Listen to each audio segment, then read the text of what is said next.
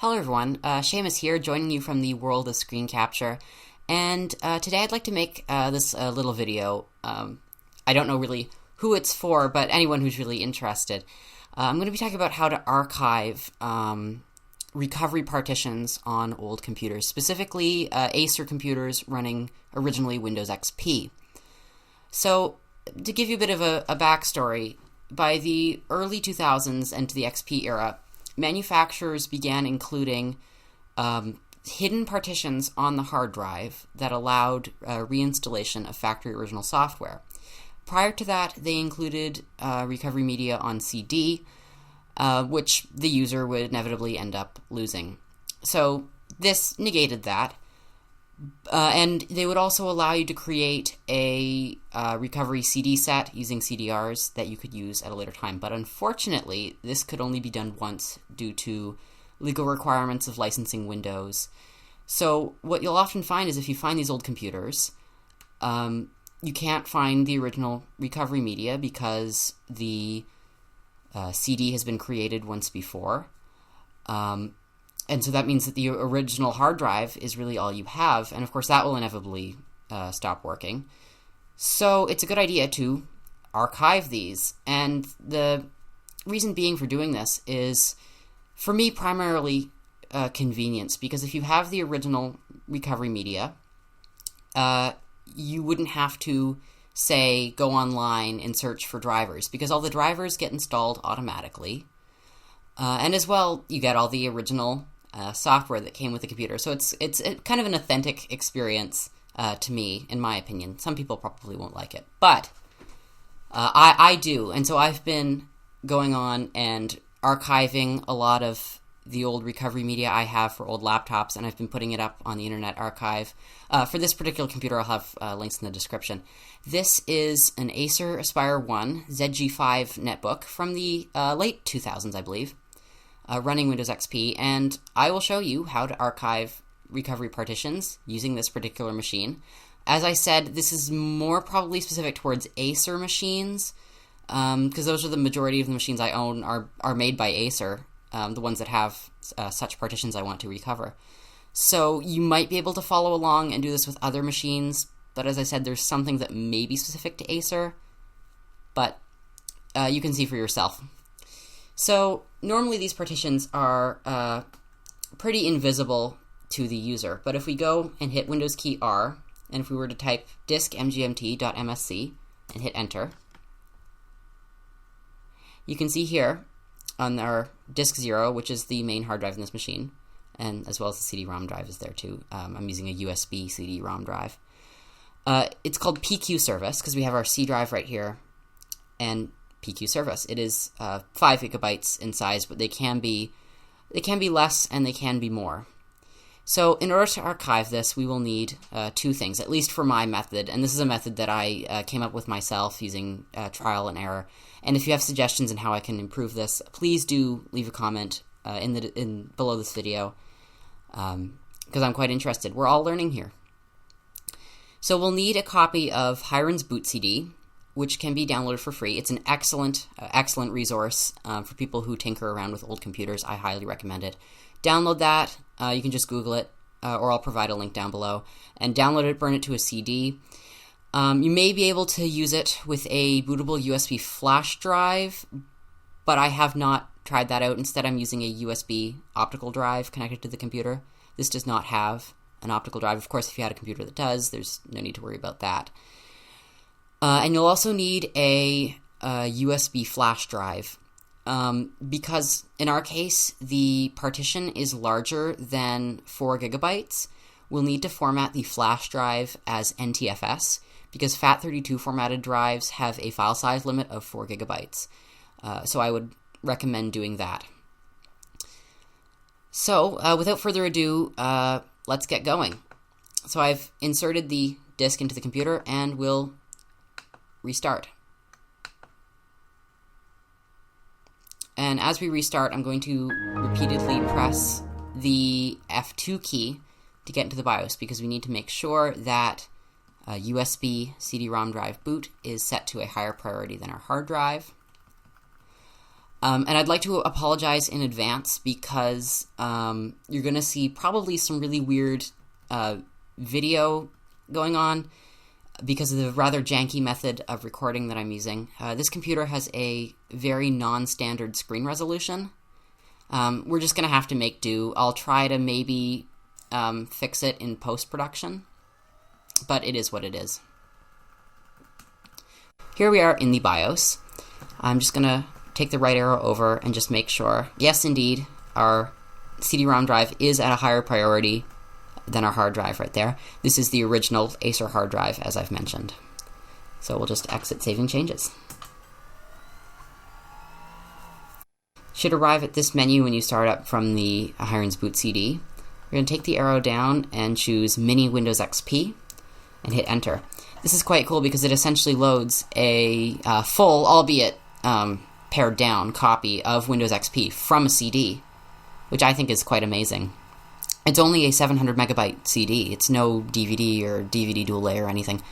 I think it's kind of incredible.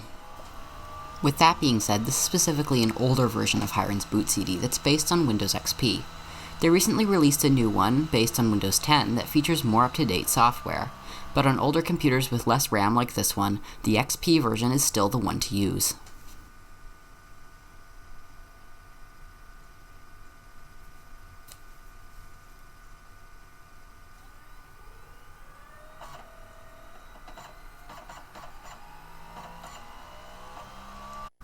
Alright, after a couple minutes of loading, it should drop us on this lovely desktop. And as I mentioned, this is running off the CD. So I'm going to go ahead and insert the flash drive that I formatted as NTFS into the computer. If I can find the USB port, there it is.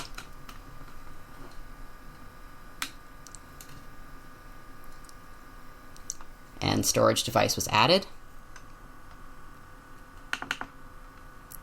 And as we can see, there it is, and I have it formatted as NTFS, as I mentioned. I'm going to go in, I'm going to just create a new folder just for organization purposes. I'm just going to call it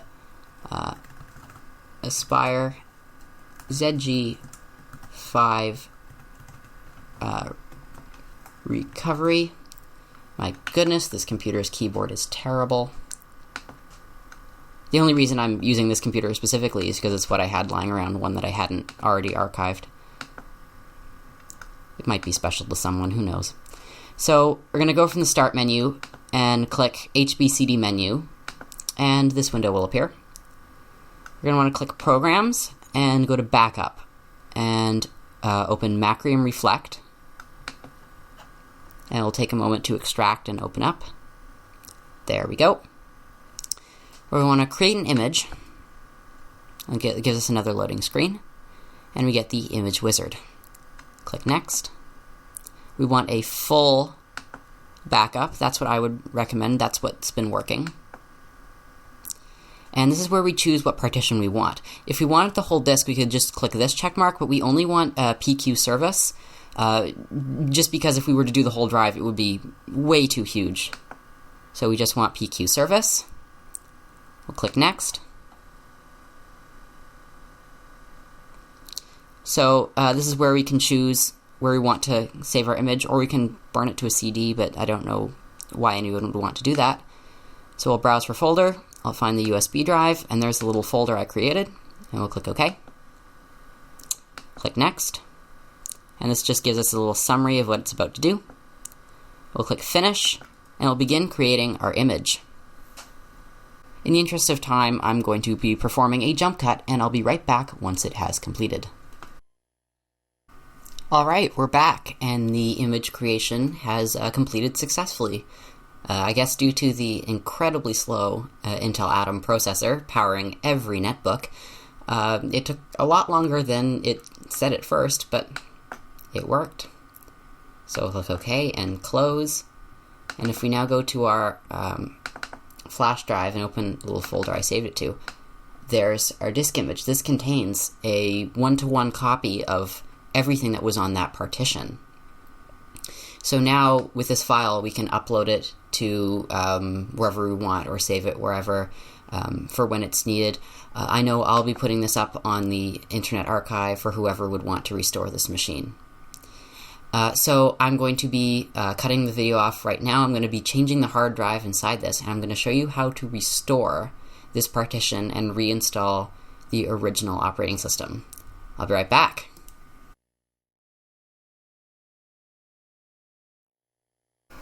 Alrighty, I've just gone ahead and swapped out the hard drive inside our lovely Aspire One ZG5. I didn't bother recording it because it's pretty much beyond the scope of this video. You can look up on the internet how to change the hard drive in your specific model of computer. So now that we have the new hard drive in, we need to prepare it to receive the partition that we archived. So we'll go back to the HBCD menu, and we'll want to go to Programs, Partition Boot MBR, and Partition Wizard Home Edition. And the purpose of this is just going in and clearing out all the partitions that are already there.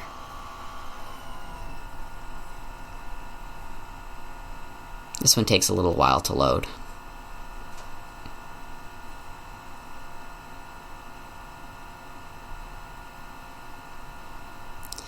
There we go. This is a drive I performed a similar experiment with. I don't believe it was successful, but we'll go ahead and delete these partitions. And we'll click Apply. And yes, this does, of course, delete the data on those partitions. So now we can close out of that. And we're going to plug in the flash drive. This being the flash drive that we had saved the image onto.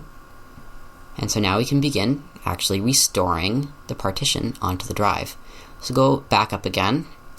And once again, we'll open Macrium Reflect.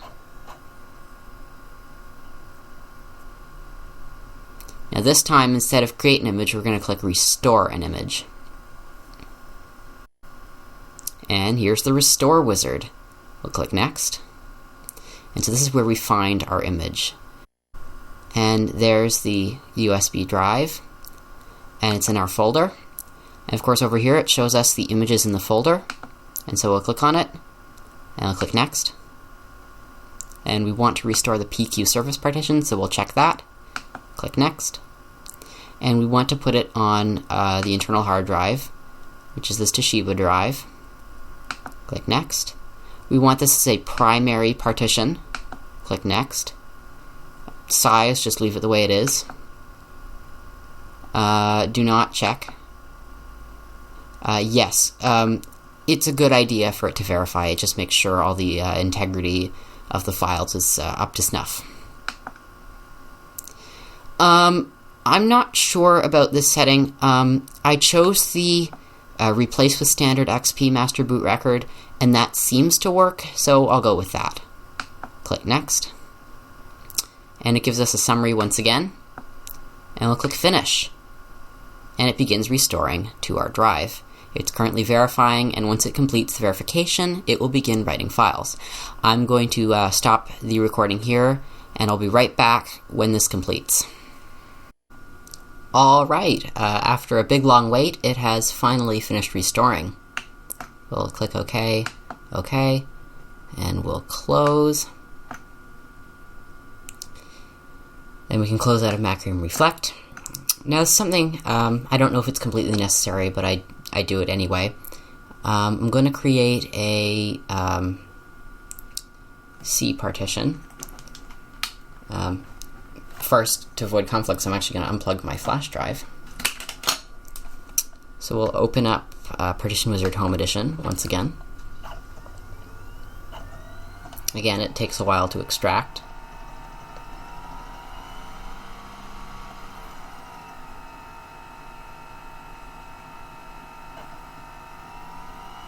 The humming is my optical drive. It's quite loud. There we are. So we now have the PQ service on the drive. So now we'll click on the unallocated space and we'll click Create.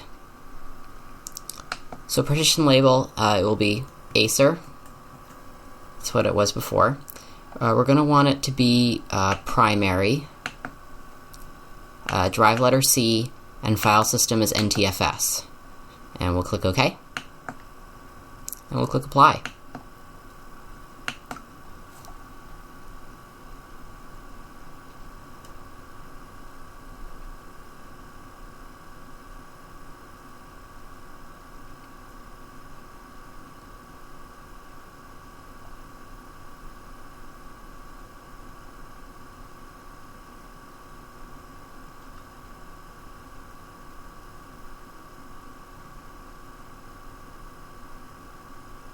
This step takes a deceptively long amount of time.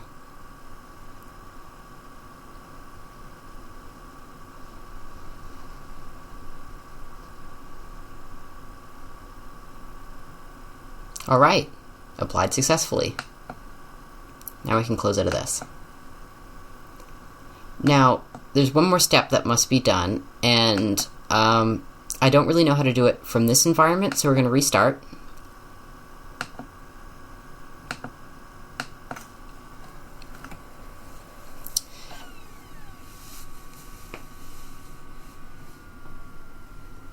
So this time, once we get to the menu, we'll take the arrow down and choose Linux-based rescued environment. And these settings are fine, so we'll just hit enter. Now this does take quite a while to load. The Linux environment ended up taking quite some time to start up, so I cut the video to the desktop. Open the partition editor from the desktop. If you have multiple disks connected to the computer, you can choose between them using this menu. I only have the one. We'll click on the PQ service partition and go to the partition menu and select Manage Flags. Check the box for Hidden. This probably isn't necessary, but it stops Windows from mounting the partition, which is how it's supposed to be. The next part is very important. Select the primary partition we created and go to Manage Flags. Check the box for Boot. This tells the BIOS that this is the boot partition.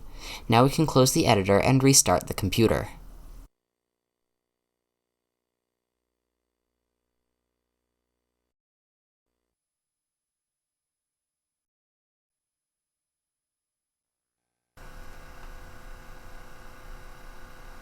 So now we need to actually boot into the recovery partition. Now unfortunately, the way this works, the whole Alt F10 on startup key command does not work. And I guess that is one of the shortcomings of this method. There might be a way to get that to work. I'm not aware of it. If you know, maybe put it in the comments. So anyway, we want to take the arrow down all the way and choose Boot, Hard Drive, Partition 1. And we get Starting Acer eRecovery Management.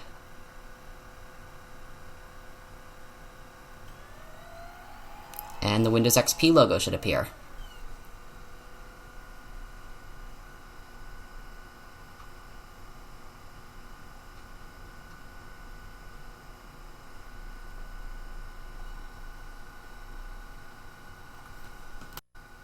So now that we're on the main menu, we'll want to click Restore System to Factory Default. Click OK.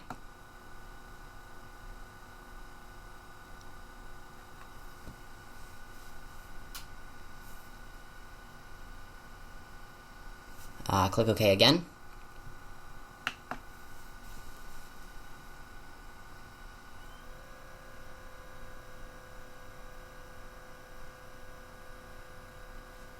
And it begins installing XP onto our hard drive. I'll be right back once it's done.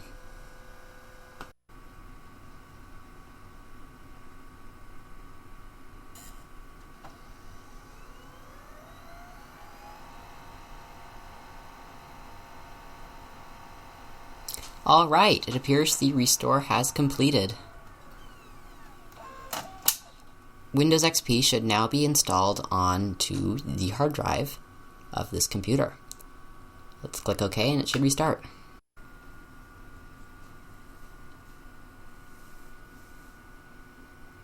Excellent, it appears to be booting XP.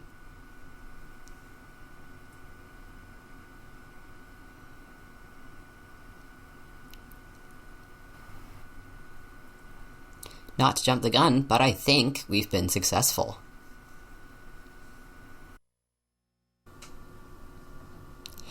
So for some reason during the Windows XP first time setup, my display capture cut out, so I was unable to get footage of that. But as you can see, it has indeed booted Windows XP, the Acer OEM copy, and it seems completely usable. As you can see, the Acer launch tool is now installing all of the bundled applications. And if we go into disk mgmt.msc,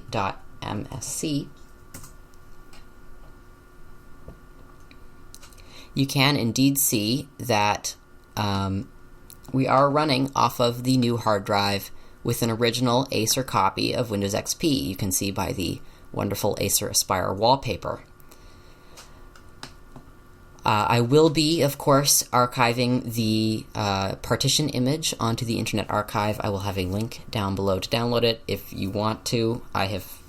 Honestly, this is not a very good computer, but probably somebody loves it. Thank you so much for watching. I hope this helped you. I will see you all next time.